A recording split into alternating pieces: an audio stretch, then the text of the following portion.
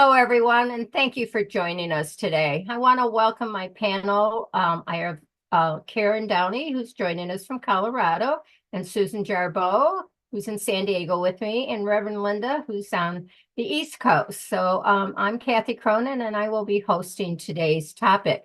But before we do that, let's take time to get centered and bring ourselves into the consciousness of the present. So let go of the stress around you. Close your eyes and just feel your body coming into the center. As you breathe in, you're breathing in spirit, the light and the wisdom of God. And as you exhale, you let go of stress. You release the tension in your body. By planting your feet firmly on the ground, you know that you are anchored within yourself. And you just take this time that you have given to be with spirit, to be present fully in this moment. And with this, we say, Dear God, we are here today to be your light, to be your source.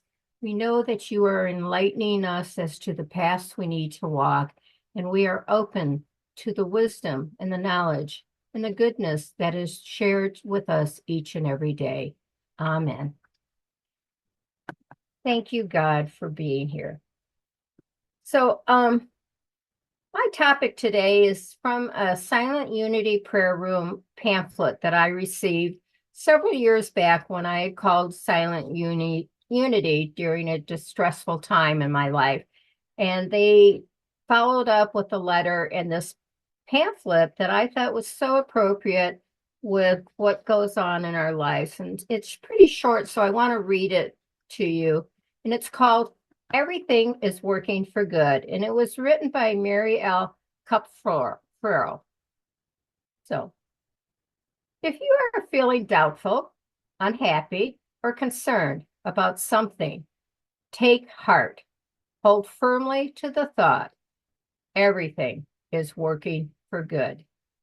If you are frustrated by personal challenges or apprehensive about yourself or another for some reason, do not be discouraged or dismayed.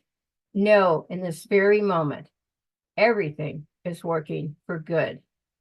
This means that specifically and definitely, no matter how difficult, insurmountable, or overwhelming a situation or circumstance seems to be, good is in it. Even if you do not see how this can be, tell yourself, everything is working for good. Regardless of how impossible this statement sounds to you, say it anyway. Speak the words aloud. Speak them silently and in faith. Speak them even when you cannot seem to believe them. Speak them when reason argues with you that there is no way a particular circumstances or event can possibly bring good into your life or the world. God is the constant, all-inclusive, and eternal presence of good, and God is right there where you are, now and forever. At times when difficulties continue in spite of your earnest prayer, it may seem easy to become discouraged. Then, more than ever, you must stand by your convictions and believe in the ever-present goodness of God in your life.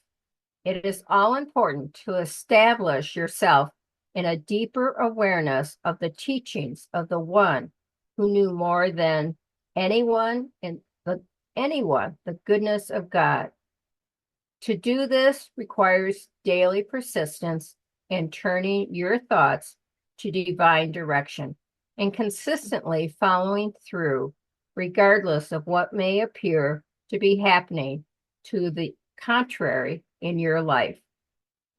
Everything is working for good in your life. Believe this, decree it, speak it, insist upon it. Persist in believing it. Be consistent in following through after speaking these words by listening within for God's direction. Pursue the idea that come to you with every action you take. Follow the truth that Jesus taught in thought and word and action, for he is the one who brought the miracle working power of God into evidence to remind us that there is always a way through every trial and challenge and difficulty in life. You may protest that this is not easy to do, but do it anyway. Every bit of persistence and faith will pay big dividends. It did 2,000 years ago, and it is still doing so today in the lives of those who seek to follow the teachings and principles of Jesus. The love of God neither slumbers nor sleeps.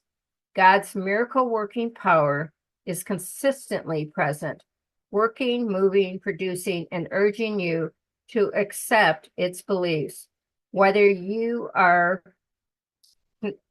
consciously aware of it or not.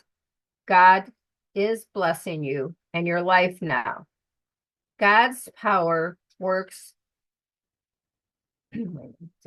God's power works as speedily in outer ways as you consciously let it work. Be persistent in faith and know that everything is working for good. Prayer is not for the purpose of changing God, but to help us turn our innermost thoughts and feelings into the conditioned state of awareness that enables God's healing, strengthening, peace-giving presence to work through us. Jesus told his disciples that they ought always to pray and not lose heart. This came from Luke chapter 18:1. He was saying in effect that we are to persist in believing that everything is working for good. It is easy to do this when things seem to be going fine. However, when you are feeling low, irritated, hurt, unhappy, frightened, or insecure, it is an act of faith to stand steadfast and remember that good is at work in all. But you can know it again and again till it is a habitual trend of thought and feelings with you. Everything is working for good. Take time to be quiet, to be still, and to contemplate the truth that God's love is right there with you, that God's light is now shining through your mind to reveal what you need to see and know. Listen within and let God's wisdom gently turn your thoughts over and over until the questions become answers, the doubts become newborn faith. You will see that everything is working for good. All things are working together for good. This is true right now, the next moment, the next day, and on into the outreach of eternity. You are an infinitely beautiful and beloved child of God. Through the experiences of life, you are growing and unfolding the great potentials that are within you. Everything is working for good. As you know this for yourself and for others, as you persist in remembering it daily, you will consistently move forward in faith, and nothing shall be impossible to solve. Everything is even now working for good.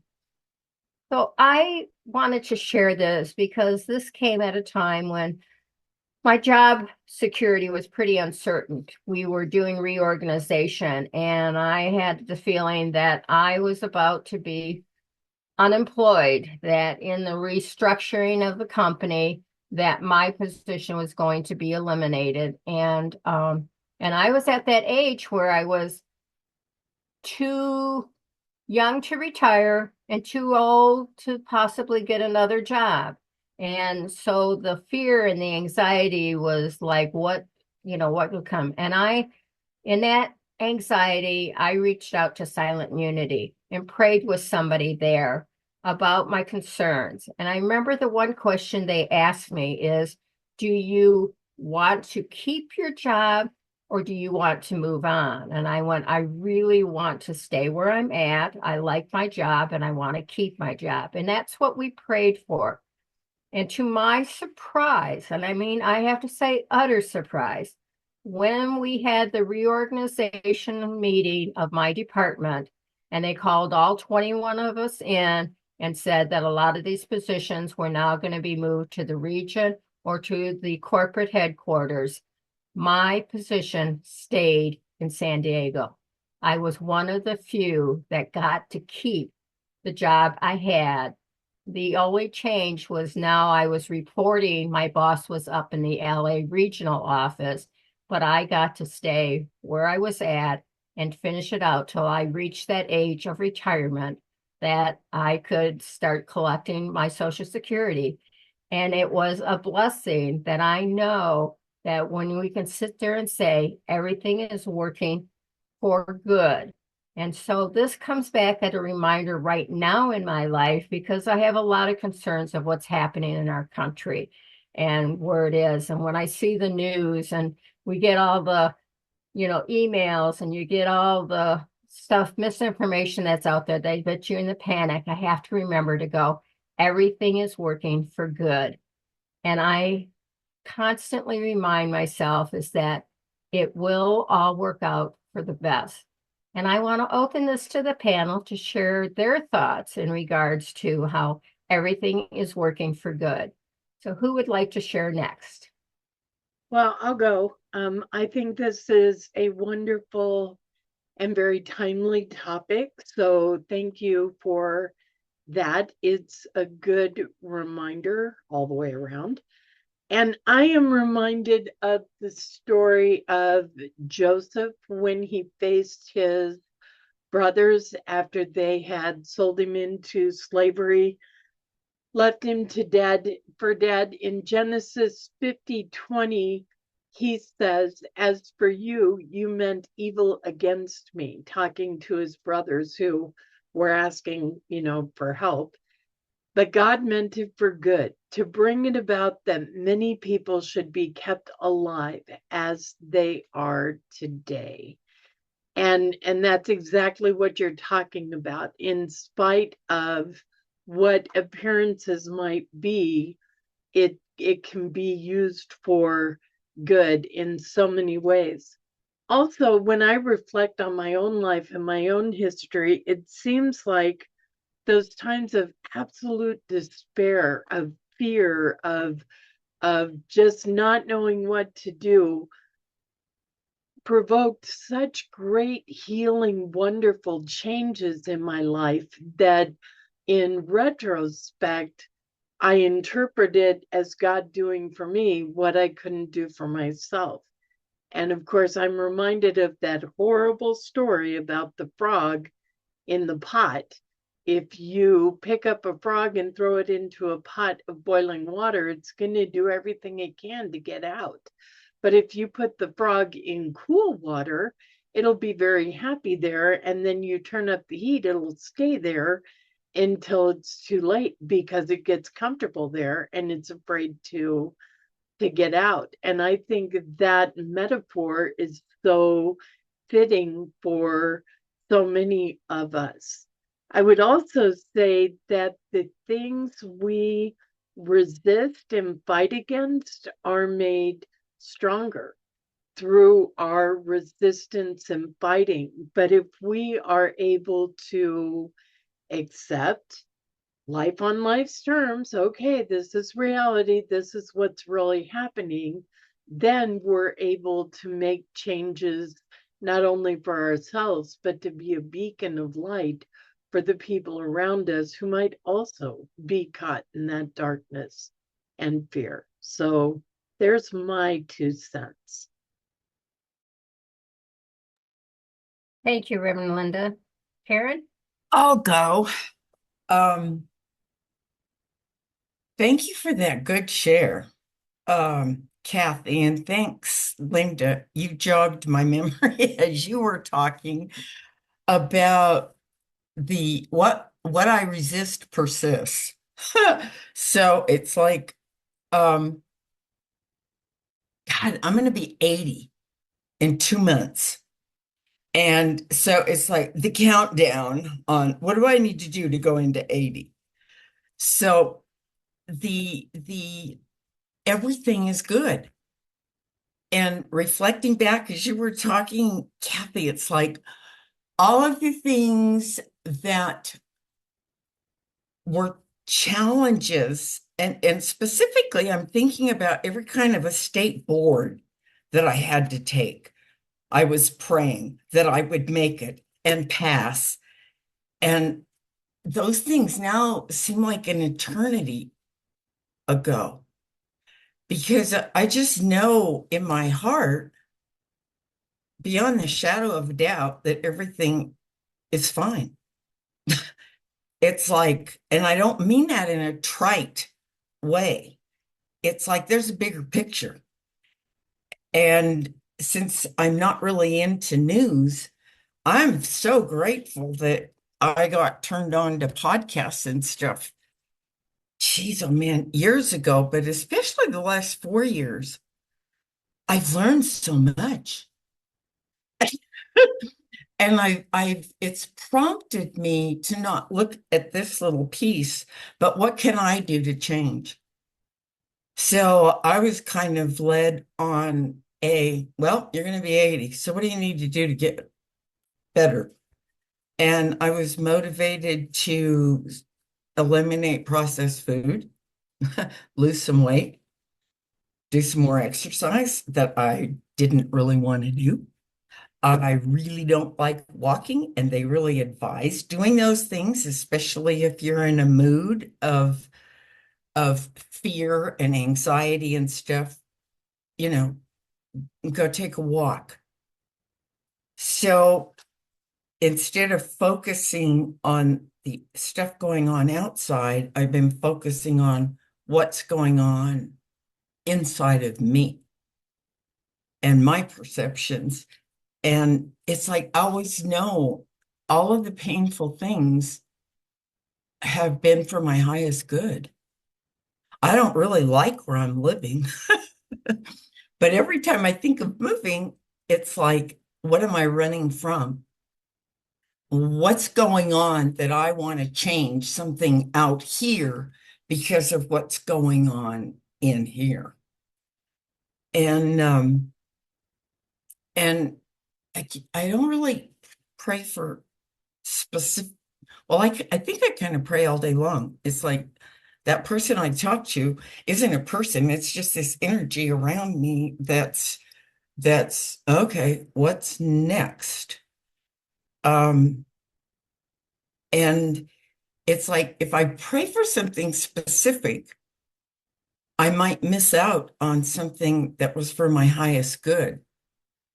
So I know there's a lot of talk of vision boards and seeing this and especially seeing when somebody's in like really troubled times, it's like, but I really don't know what the highest good is around that whole situation. So it's that reminder again of, mind your own business, Karen.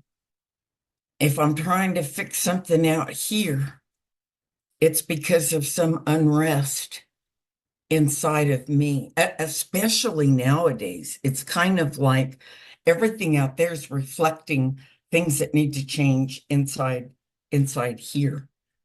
So that was an amazing topic, Kathy. Thank you.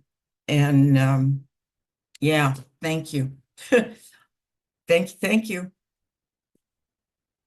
Thank you, Karen. Susan, how about you? Well, I had a slightly different take on things. Uh, I really like the subject and the idea that everything is going to be good or everything is going to be fine, that God's in charge and I don't have to be upset or worried or afraid. And and that's something I remind myself of daily, given the state of the world, which some of you mentioned, some of my own personal issues that I'm working on. And so it's reassuring to think that all things work together for good. Where I'm a little bit off with you is that that doesn't necessarily mean my good. It means the big picture good. And so things can happen that are not necessarily good for me, but they are puzzle pieces that fit into this big thing, this big creation that God is making. And that has been helpful. That thought has been helpful for me at times in my life when things, well, like my husband's death. I can't see that as for my good. Now, uh, I've moved on from it, I learned from it, and so on and so forth. But it's like you with your job, Kathy. Um, it's good that you got the job and were able to stay in the area, but maybe you wouldn't have. And so uh, I want to separate. What I'm saying is, it's not about me. This good is about the whole shebang. So um, so that's one of my my thoughts. I have two more thoughts. A second thought was while you were talking, I remember something my mother used to say to me, and she was a unity person, and she said several times, all the good you do comes back to you. And uh, as a child, I found that to be a reassuring thought. I liked that thought. That to me was a wonderful thought to hear as a child. I'm very glad she said it. And so when I think of everything being good and that God is in charge, that doesn't mean I sit back and do nothing. To bring that good into being, I need to do good in the world. I need to uh, help God, if you like. That I can't just let God do all the good or bring all the good. I have to um, I have to help. The final thing that I thought about was, and here I'm sort of asking you all a question. Um, I have known people throughout my life who use the word evil a lot. For example, I had a friend who believed that the American Civil Liberties Union was evil, that it was an evil organization. And I have also heard people talk about, well, some of the things we might see in the news, and they might say, well, this person is evil. You've heard people say Hitler was evil. And sometimes I think, and this I really want your opinion on this, I think we toss around the word evil too much. And so I'll leave it there, but you know, I wonder, well, I feel uncomfortable when I hear someone say that group is evil, that person is evil. I feel some discomfort, even if I don't like the group or don't like the person. So good and its opposite.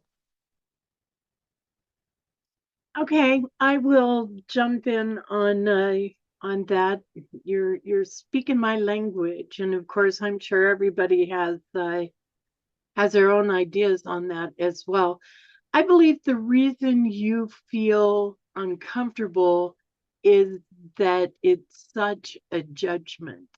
And it's like they would banish these people for eternal pain and teeth gnashing and fires and the idea of anybody wanting to do that to another human being, I find that distressing as well.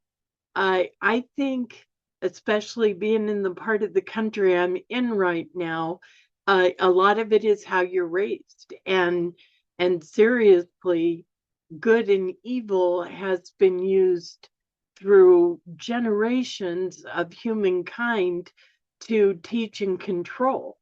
If you're afraid of this, you'll do the right thing. And that language still shows up. In unity, we understand evil as a lack of God-centeredness. Anybody can do anything. I could do something horrific and horrible and awful. And, could I say that's God's will? No, because God is good and God is love and God is wisdom. So if I'm acting that way, I'm in error judgment. That's Butterworth speak, I believe. I'm doing it without remembering my own divinity and the divinity of the world. I worked with a woman, amazing woman, I believe she was Jewish, who used to pause.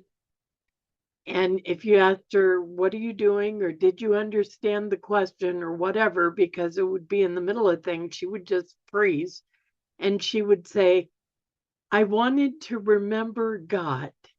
I was remembering God. And I think people who do these horrific acts are very far from that. They've really forgotten their own divinity. They're shutting out the good, the love, the wisdom that's available to all of us if we allow it. So I don't know if that helped or not, but I hope so. I hope that answered your question. Susan, you're on mute. We didn't hear any of that. I just want to say that the people who I have heard talk about evil or use the word evil often, none of them are unity people. I just want to share. I can relate, Susan, to just the word evil. I know over the years, when I would hear that, come up, it's like I don't compute that. I compute light, dark, black, white, positive, negative, but evil, it's like, nah. And as you were talking, what I thought of is it's like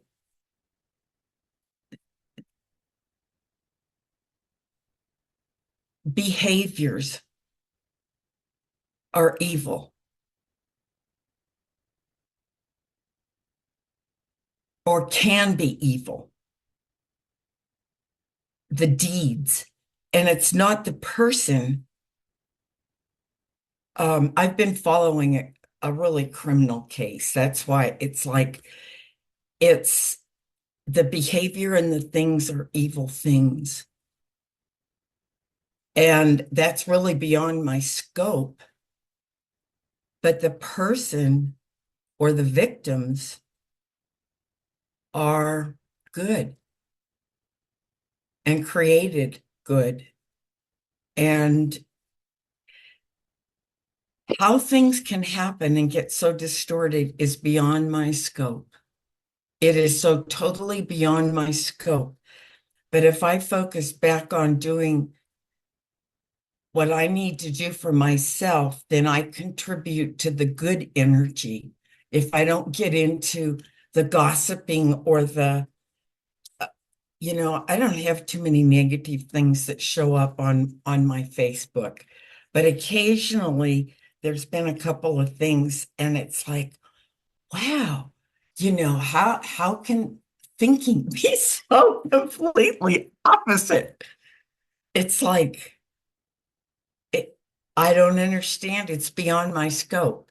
But what I do understand is, okay, what do I need to do to make changes for me? And if I'm doing that, then I'm not tending to somebody else's business. And what you said, Susan, about the unity, it's like there's such a bigger picture, but my little taking care of Karen, and that isn't a selfish thing. It's what do I need to do to be healthy? I'm old. It's like, what do I need to do here, universe? Then I'm contributing to the good of it, of because I'm not focused on out there and God's here.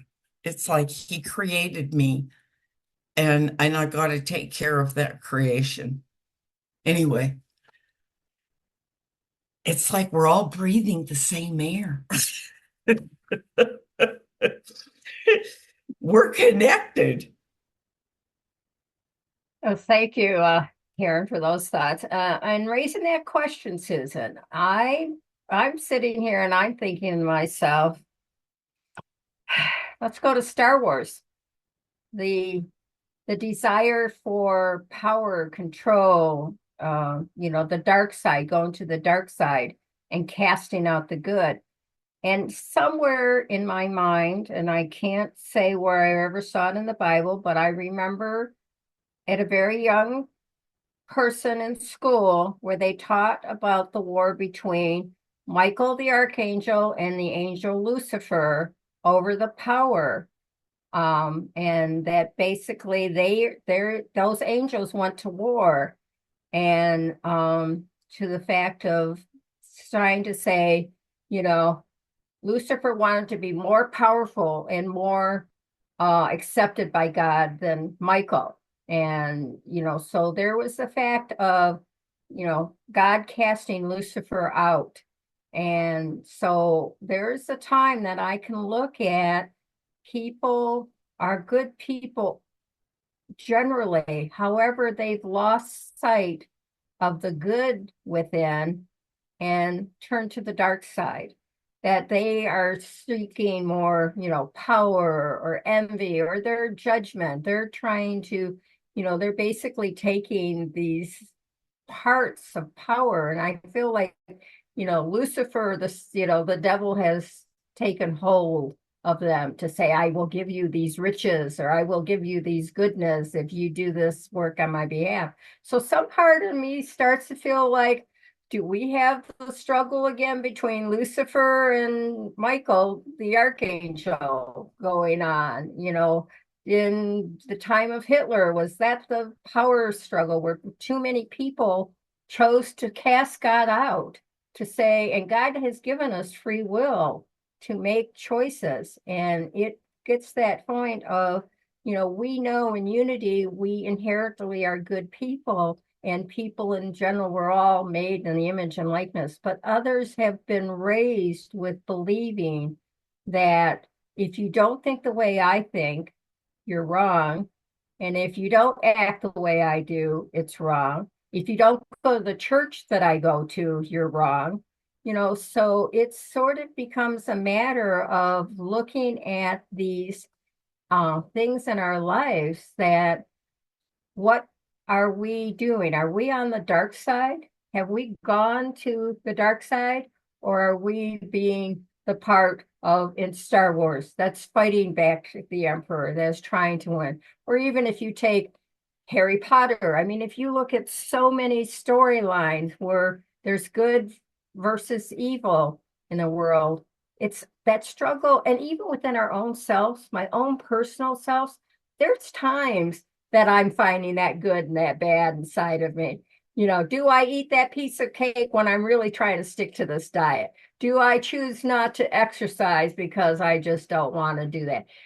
So that constant, there's the good angel on one side and the little devil on the other side that's, talking to you and having this little war. So I see, because we were given that free will to choose, I do see that there is that conflict. There's the light and the dark, there's the up and the down. And it goes back, in the talking is the movie Dear God with George Burns and John Denver, where God says there's up, there's down, there's in, front and back. There's that contrast. It's that contrast that makes life happen. So in the thing of noticing that people talking about evil, sometimes if you go through the Bible, there were numerous times that God, Noah's Ark, the Sodom and Gomorrah, where God finally said, the people have gone to the evil side and I need to, have repercussions. Sending Jesus to earth to teach about love because the world was so divided at that time. So I think, there's always this constant struggle, and it's about coming back from the source of love, being in that love. So even when we see someone that we think is acting, not in the best interest or, from a place of outside of the realm, just being loving to see, hope and pray that God can bring them back around, but we need to stand up. We need to be the soldiers of God, in a sense, to bring the world back to the good, to the loving, to the compassionate world that God has created. And, it's time to cast Lucifer out. So anybody have any other things they want to share? I know we've just brought up a whole different line of topic, but just remembering that, everything is working for good. So it's us. We are the source of the goodness, and we can choose to be on that dark side, or we can choose to go for the good. So Susan, you had something to say? Oh, I just wanted to thank you all, and I apologize if I've taken us on a tangent that is so far away from what you were saying. But what you said at the end there was very much like what I was saying. We have to be active good doers or do-gooders, isn't that the word, in the world. Thank you. Karen or Reverend Linda, do you have anything else to add? Okay. Well, I appreciate everybody's thoughts and interactions. And if we stirred anything for you, please add your comments to it, or you can like it. And if you haven't already subscribed, join our network.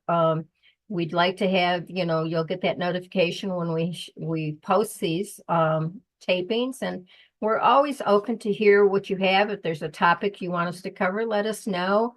When we finish this taping, there's a thing that talks about how to reach out to the church to let us know what you would like to hear from us. And if not, please join us if you can at Unity Church on Sunday. If you're in the neighborhood, we have a service, and we'd be, you're more than welcome to join us if you're not already coming. So with that, I want to close with the affirmation that was included with this reading. And one of the things to help overcome the dark side, the evil side, is affirmations. Affirmations and denials. That when you're feeling that denials work, when you're feeling you've been taken out of your source of love and light. And then the affirmations is affirming the goodness of God. And so I'm going to close with this affirmation. I am serene and secure, for I know that everything is working for good in my life.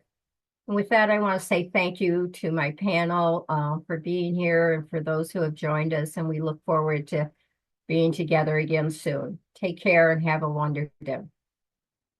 Thank you for joining us, and let's stay connected and grow in spirit. We are on Facebook. Search for Unity Church of El Cajon and follow us and like our posts. You can reach us on YouTube at Unity Church of El Cajon. Please subscribe to our channel, watch our videos, and leave comments, which can help us improve. We are on the web at unityofelcajon.org. Email or call our church office to receive our weekly newsletters, which lists all of our activities and opportunities to learn and grow together.